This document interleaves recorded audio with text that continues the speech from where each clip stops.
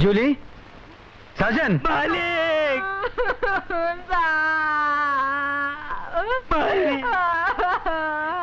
अरे क्या हुआ? साहब काफी पागल हो गया है। वो मुरली साहब, माया मेम साहब और मोना मेम साहब के पीछे भागा है काटने को।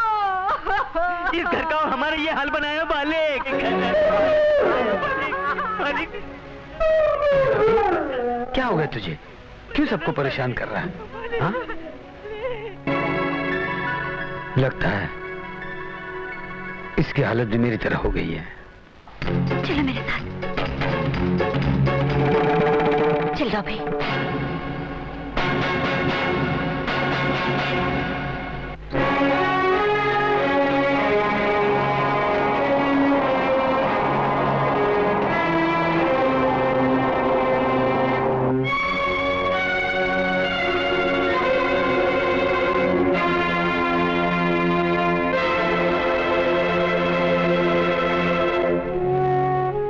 टॉपी, उस जालिम ने मुझे यही दफनाया था।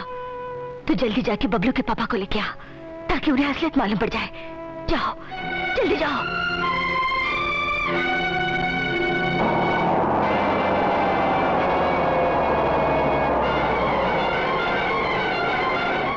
उसने मेरी लाइफ बर्बाद की है, मैं उसकी लाइफ बर्बाद कर दूंगा।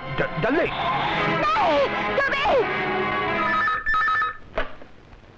हेलो जी, मैं कमिश्नर बोल रहा हूँ।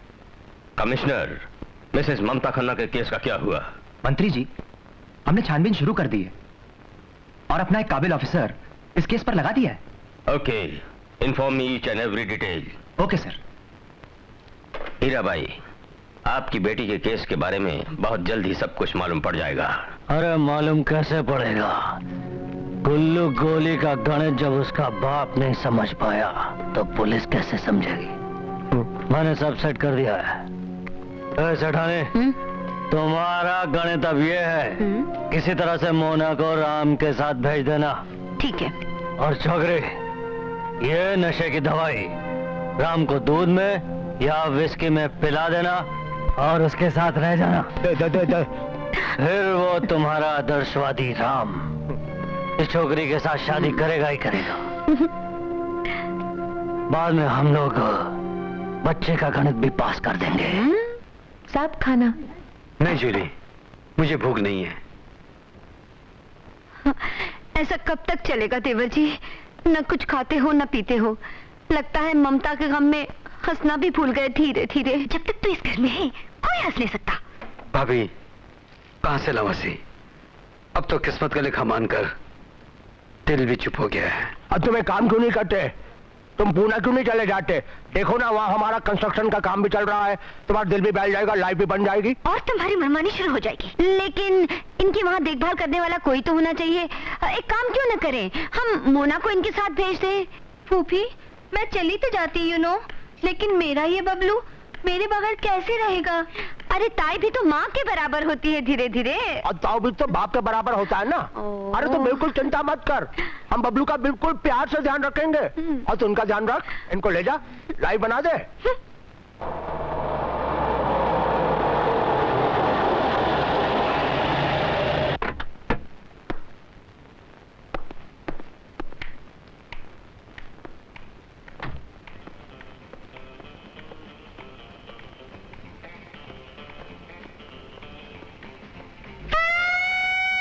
हाय मोना, माय डार्लिंग, मैं आ गया। Maybe 3 nights or 4 nights.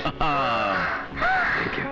मुबारक, दिवाली मुबारक, घूमना मुबारक। मोना, मोना, ये मेरे चाचा जी हैं। चाचा जी? मैं इनके चाचा के भाई का बेटा हूँ। और आप? और ये मेरा मतलब है कि मेरे फूफी के देवर हैं। अच्छा, जैसे मैं चाचा का बेटा हूँ वैसे ही। बहुत खुशी हुई आपसे मिलकर। चाचा जी, लेकिन आप यहाँ?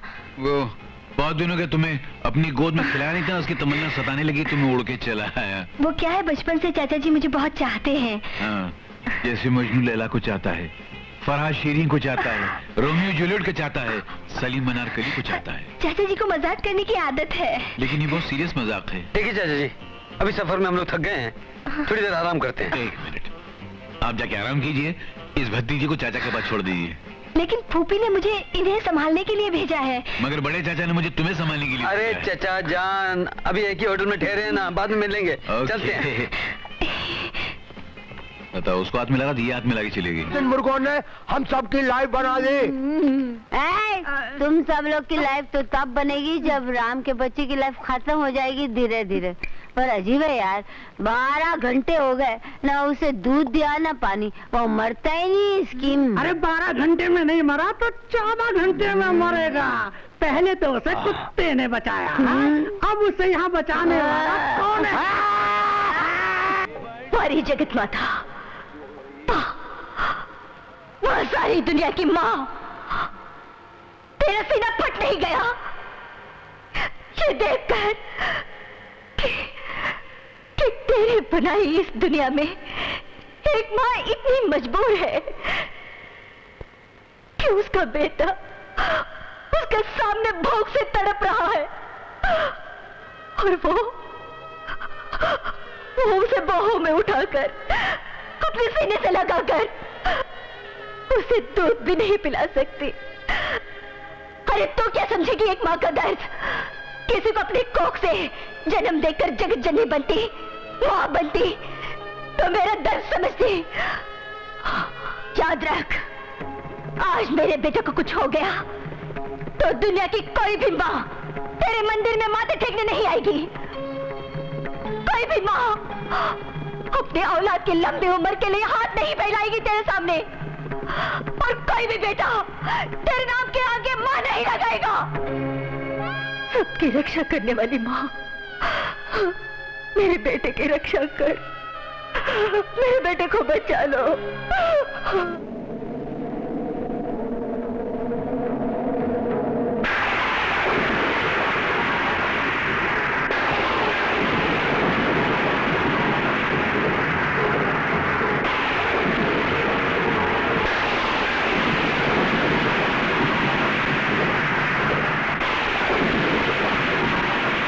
कहाँ गए ये परिंदे?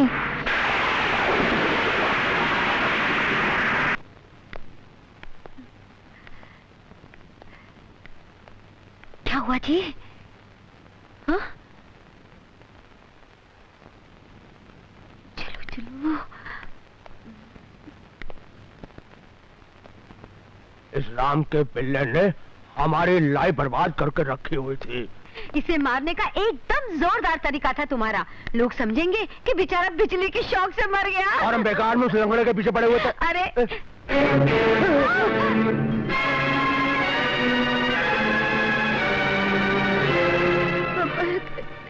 कमीनो, शक तो मुझे पहले से था कि दौलत के लालच में तुम लोग गिर गए हो।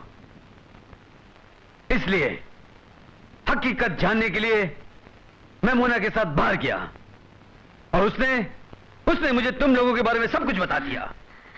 तुम लोगों ने ममता की जान ली, मेरे बेटे का खून करना चाहा।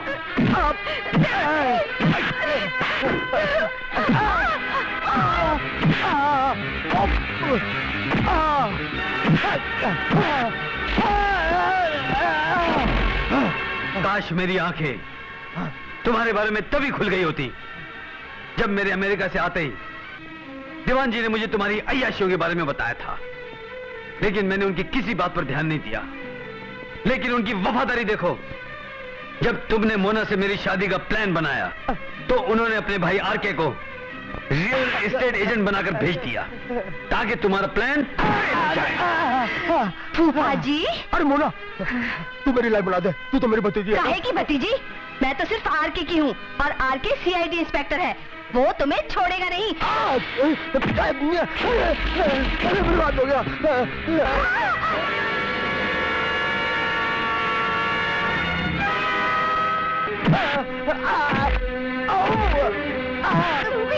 कमीनी हो गई है, हाँ? मुझे माफ कर दे मेरे भाई, मैं अपनी गलती मानता हूँ, लेकिन ममता का खून मैंने नहीं किया है, गोली नहीं किया है, मुझे माफ। कमीने, मारा किसी ने भी हो, लेकिन साजिश तो तुम्हारी थी। मैं तुझे जिंदा नहीं छोड़ूंगा। साहब, वो रास्कल साजिद बबलू को उठा के लेके गया साहब। क्या?